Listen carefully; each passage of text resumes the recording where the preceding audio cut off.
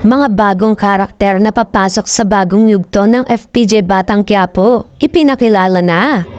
Sa espesyal na handog ng nangungunang teleserye sa bansa na FPJ Batang Quiapo, sa kanilang ikalawang anibersaryo at pagsaludo sa tagumpay ng serye na ginanap na yung araw.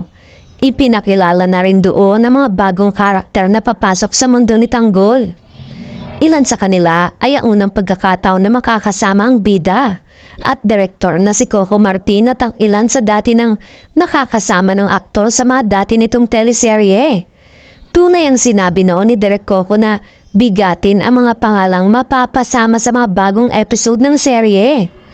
Sila ay sina Jake Cuenca, Andrea Brillantes, Jillian Vicencio, Miss Angel Aquino, Miss Charmaine Buencamino, Paulo Paraiso, Albi Casino, Miss Shanda Romero, Miss Celia Rodriguez, Mr. Juan Rodrigo, Mr. Dante Rivero, Mr. Michael De Mesa at Mr. Albert Martinez.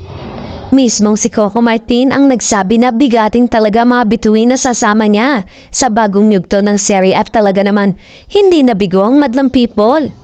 Dreamcast, yung tamang combination, yun sa original cast. Hangad pa niya na sa pagpasok ng mga bagong karakter sa serye, ibang Batang Quiapo na ang napapanood nila.